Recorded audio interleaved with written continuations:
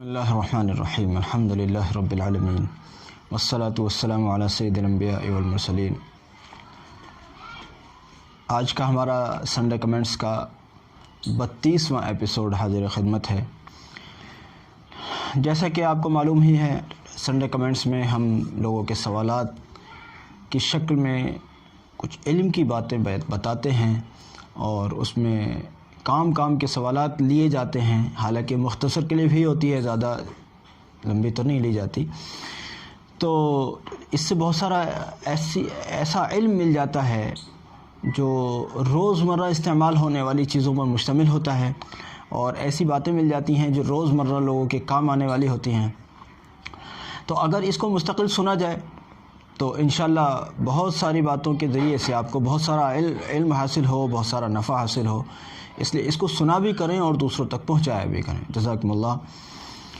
شاہ عالم صاحب پوچھتے ہیں کہ حضرت آپ نے بتایا تھا کہ کھانے کے درمیان سلام کرنا جائز ہے، اب یہ معلوم کرنا ہے کہ کھانے کے درمیان بات چیت کرنا کیسا ہے۔ بھائی سلام کرنا کھانے کے درمیان کیا حکم رکھتا ہے وہ ہم پیچھے بتا چکے ہیں، دوسری کلپ بنائی تھی ہم نے مستقل اس پر۔ اور جہاں تک کھانے کے درمیان میں بات چیت کرنے کی بات ہے، امام غزالی رحمۃ اللہ علیہ نے اس پر لکھا ہے، وہ کہتے ہیں کہ کھانے کے درمیان خاموشی اختیار کرنا یہ اجمیوں کا طریقہ ہے۔ اجمی کہتے ہیں عرب کے علاوہ جتنی بھی دنیا بستی ہے وہ سب عجم ہے، چاہے افریقہ ہو، یورپ ہو، ایشیا ہو، کچھ اور ہو، وہ سب کا سب عجم ہے۔ تو وہ کہتے ہیں یہ اجمیوں کا طریقہ ہے، یعنی اس کا اسلامی تعلیمات سے کوئی لین دین نہیں ہے۔ ہم بھی دیکھتے ہیں لوگ یہاں کہتے ہیں بھائی کھانا کھائیے، بھائی مطلب چپ چاپ کھانا کھائیے، مطلب بات چیت نہیں کیجیے۔ لوگ ایسا سمجھتے ہیں کہ کھانے کے درمیان میں اور اگر کوئی جاہل آدمی آ جائے اور کوئی عالم صاحب کھانے کے درمیان میں بات چیت کر رہے ہوں تو وہ فوراً نصیحت فرماتے ہیں، ویسے تو عالم صاحب ہو، ویسے کھانے کے درمیان ہو بات چیت کر رہے ہو۔ یہ نہیں پتا کہ جاہل وہ نہیں ہے جو بات چیت کر رہے ہیں، بلکہ جاہل بیچارہ خود ہی ہے۔ اب وہ سمجھ رہا ہے کہ یہ جاہل یعنی جاہلوں جیسا یہ کام کر رہے ہیں، جبکہ پتہ بیچارے کو خود کچھ نہیں ہے۔ اس لیے کھانے کے درمیان میں بات چیت کرنا بالکل منع نہیں ہے، آپ کھانے کے درمیان بات چیت کر سکتے ہیں اور کریں،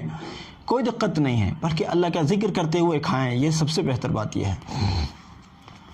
بعض بزرگوں نے تو ذکر کو، کھانے کے درمیان کے ذکر کو اتنی زیادہ اہمیت دی ہے، اور دینی بھی چاہیے کہ ہم اللہ کی نعمتیں کھا رہے ہیں، ظاہر بات ہے تو اللہ کے شکر کے ساتھ ہم کھاتے رہیں اور درمیان میں ضرورت کی حد تک بات چیت بھی بہرحال کرتے رہیں۔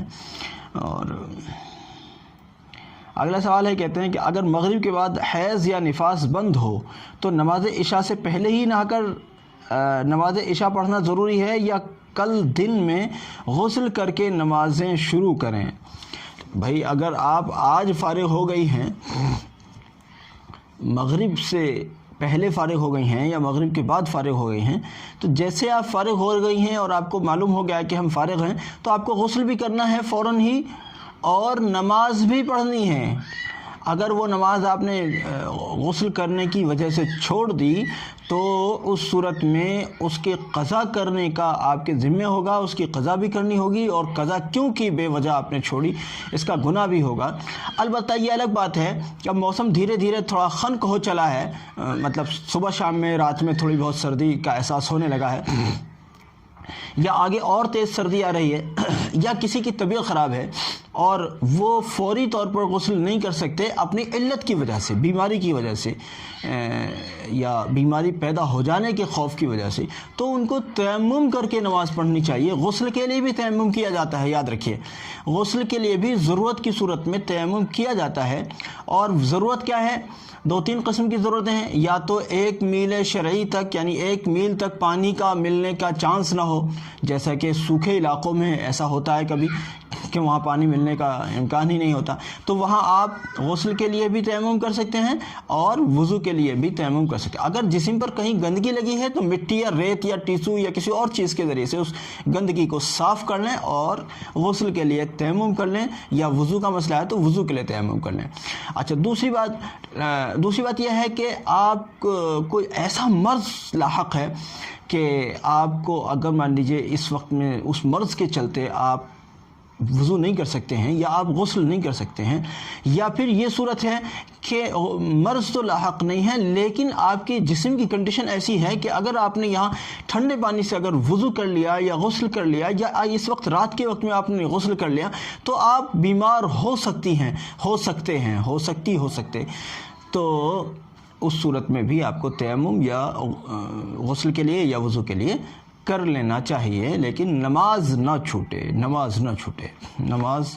ضروری ہے۔ اگلا سوال ہے کہ تعویذات و عملیات کے عوض کچھ پیسے وغیرہ لینا کیسا ہے؟ جو لوگ تعویذات دیتے ہیں لوگوں کے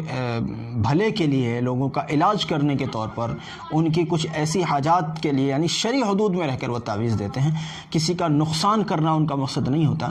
اور ایسے ہی عملیات، کوئی دوسروں کے لیے عملیات کرتا ہے اور اپنا وقت خرچ کرتا ہے، اپنے قیمتی اوقات اس پر صرف کرتا ہے، اس کے عوض میں اگر جھوٹ بولے بغیر یا کسی قسم کی کوئی دھوکہ دڑی کیے بغیر اگر وہ کچھ وصول کر لیتا ہے تو وہ اس کے لیے جائز ہے۔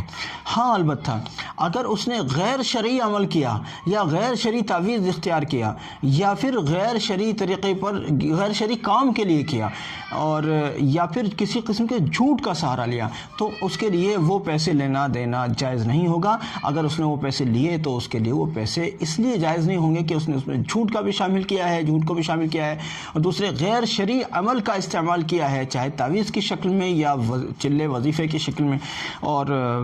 اس طرح سے بہرحال اس صورت میں وہ پیسے جائز نہیں ہوں گے۔ اگلا سوال ہے، کہتے ہیں کہ اگر نماز میں ادھر ادھر دیکھ لیا تو نماز فاسد ہو گئی کیا؟ صرف ادھر ادھر دیکھ لیا تو نماز فاسد نہیں ہوئی، لیکن یہ نماز کے خشوع خضوع کے خلاف ہے۔ نماز میں ادھر ادھر نہیں دیکھنا چاہیے بے وجہ، یہ ہونا ہی نہیں چاہیے، ظاہر بات ہے۔ لیکن اگر بائی دی وے کسی نے غلطی سے سہواً دیکھ لیا تو یا اچانک اس کی نگاہ چلی گئی تو اس سے نماز فاسد نہیں ہوتی۔ لوگوں میں یہ مشہور ہے کہ صاحب ہم نے ادھر دیکھ لیا نماز ٹوٹ گئی، اب دوبارہ سے اس نماز کو جو پہلے سے نہیں ٹوٹی تھی اب اسے اچھی خاصی نماز کو توڑ کر اور دوبارہ سے نماز شروع کرتے ہیں، نہیں، اس کی ضرورت نہیں ہے۔ ادھر ادھر دیکھ لیا آپ نے، چاہے بھول سے دیکھ لیا، بعض اوقات یہ بھی ہوتا ہے کہ آپ نے لا علمی میں جان بوجھ کر بھی دیکھ لیا، حالانکہ یہ دیکھنا اس کے لیے اچھی بات نہیں تھی، یہ خشوع و خضوع کے خلاف تھی، لیکن نماز نہیں ٹوٹی۔ اگلا سوال ہے، کہتے ہیں کہ بچوں کے کان میں اذان کیسے پڑھیں؟ بھائی بچہ جو چھوٹا ابھی نوزائیدہ بچہ ہوتا ہے، جو ابھی پیدا ہوا ہوتا ہے، اس کے کان میں کسی نیک آدمی کو بلا کر اس کے دائیں کان میں اذان کہی جائے اور اس کے بائیں کان میں اقامت کہی جائے، دائیں کان میں اذان کہی جائے اور بائیں کان میں اقامت کہی جائے اور بس ہو گیا، اذان کا کام ہو گیا۔ اب ایک بات اور اضافہ کر دوں، لوگ پوچھتے ہیں کہ جی اذان فجر کی پڑھی جائے یا کون سی پڑھی جائے؟ تو میں آپ کو بتا دوں، فجر کی اذان میں جو الصلاۃ خیر من النوم 2 مرتبہ مؤذن کہتے ہیں، وہ الصلاۃ خیر من النوم کے جو الفاظ ہیں وہ صرف فجر کی اذان کے ساتھ ہی خاص ہیں۔ اگر کسی اور موقع پر آپ کو کہا جائے اذان پڑھیے، چاہے کان میں پڑھنے کے لیے کہا جائے یا کسی اور وقت کی نماز کے لیے اذان کہی جائے یا کوئی بلا وغیرہ بھگانے کے لیے اذان پڑھنے کا کہیں کوئی موقع ہے، کچھ بھی موقع ہے، بہرحال عام اذان ہی کہی جائے گی۔ الصلاۃ خیر من النوم والی جو اذان ہے، یعنی الصلاۃ خیر من النوم کے جو الفاظ ہیں وہ صرف فجر کی اذان کے ہی ساتھ خاص ہیں، علاوہ نہیں۔ اگلا سوال ہے، کہتے ہیں کہ خواتین کو پازیب پہننا کیسا ہے اور لپسٹک لگانا کیسا ہے؟ میرے خیال سے یہ ہم نے پہلے بھی کسی جگہ بتایا ہے۔ پازیب میں جو گھنگرو ہوتے ہیں، گھنگرو جب عورت چلتی ہے، پیر رکھتی ہے تو گھنگرو آواز دیتے ہیں اور کہیں نہ کہیں غیر محرم کو اپنی طرف متوجہ کرتے ہیں۔ اس معنی کر علماء نے اس کو حرام لکھا ہے۔ پازیب پہننا حرام نہیں کہہ رہا ہوں، اس کے اندر جو بجنے والا جو گھنگرو ہوتا ہے وہ والے گھنگرو کے ساتھ پازیب پہننا حرام ہے، کیونکہ وہ دوسروں کو اپنی طرف متوجہ کرنے کا کام کرتا ہے۔ ایسے لپسٹک لگانا کیسا ہے؟ بھائی اپنے شوہر کے لیے لگائیں آپ لپسٹک، خواتین لگائیں اپنے شوہر کے لیے لپسٹک، لیکن یہ ہے کہ اگر آپ کو یقین سے معلوم ہے، یہ تحقیق سے معلوم ہے کہ اس کا جو مادہ ہے، جس چیز سے یہ بنی ہے وہ حلال نہیں ہے تو پھر اس کو نہیں لگائیں۔ ہاں البتہ اگر کوئی حلال پروڈکٹس آپ کو ملتی ہے تو حلال آئٹم سے کوئی بنی ہوئی اگر لپسٹک آپ کو ملتی ہے یا میک اپ کی کوئی دوسری چیز ملتی ہے تو اپنے شوہر کے سامنے اس کو لگائیں، لگانا بھی چاہیے۔ عورتوں کو دیکھتے ہیں ہم اپنے شوہروں کے سامنے بڑی ایسے رہتی ہیں، پتہ نہیں کیسی بے سلیقہ سی بعض عورتیں رہتی ہیں، نہ بننا نہ سنورنا، اور باہر کو جاتی ہیں، بازار جائیں یا ڈاکٹر کے جائیں یا کہیں تو بن سنور کے جاتی ہیں۔ یہ عورتیں ظلم کرتی ہیں اپنے اوپر، اور اپنی شادی شدہ زندگی کو یہ خود اپنے ہاتھوں سے آگ لگا رہی ہیں۔ سچ پوچھے، ان کو چاہیے اپنے شوہر کے سامنے خوب بن سنور کر رہیں اور باہر جائیں سیدھی سادھی ہو کر جائیں، سیدھی سادھی۔ اگلا سوال ہے، کھانا کھانے کے بعد پانی پینا کیسا ہے؟ کھانا کھانے کے بعد پانی پینے کا بھی حدیث سے ثبوت ہے اور نہ پینے کا بھی حدیث سے ثبوت ہے،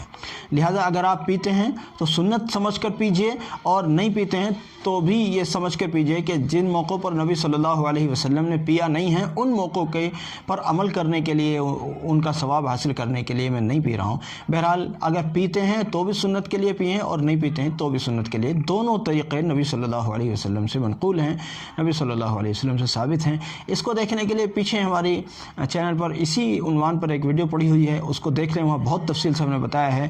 بہرحال آج کا مختصر سنڈے کمنٹس، اس میں ہم نے یہ تقریباً 7 سوالوں کو جمع کیا ہے۔